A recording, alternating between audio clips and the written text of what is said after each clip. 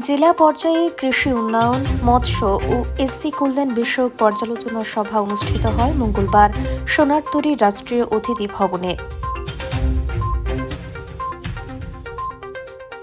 এদিনেরই সভায় উপস্থিত ছিলেন মন্ত্রী সুধাংশু দাস, পশ্চিম জেলা সভাধিপতি বিশ্বজিৎ শীল, পশ্চিম জেলার জেলাশাসক ড বিশাল কুমার, বিধায়িকা মীরা রানী সরকার, বিধায়িকা অন্তরাদীপ সরকার সহ দপ্তরের অন্যান্য আধিকারিকরা।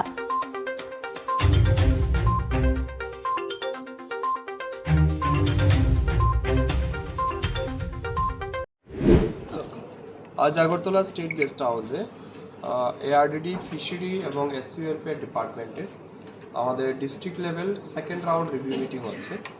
এই রিভিউ মিটিংয়ের মূল উদ্দেশ্য হচ্ছে 2025 এবং 26 অর্থ বছরে এই 3 দপ্তরের জন্য যে ফান্ড বরাদ্দ করা হয়েছিল তার কতটা ইউটিলাইজ হয়েছে, ইমপ্লিমেন্টেশন কোন লেভেলে আছে, এছাড়া আমাদের এই 3 দপ্তরের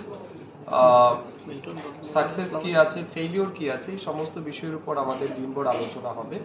তো আজকের এই রিভিউ মিটিংয়ে আমার সাথে উপস্থিত আছেন এই জেলার সভাধিপতি, বিভিন্ন বিধানসভা কেন্দ্র থেকে আগত বিধায়ক বিধায়িকা, পঞ্চায়েত সমিতির চেয়ারপারসন, আমাদের অফিসিয়ালরা আছেন।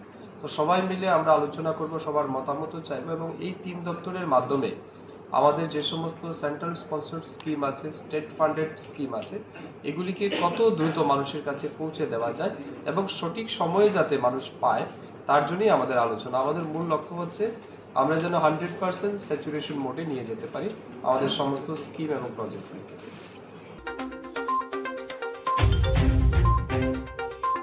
Bureau report, voice 18।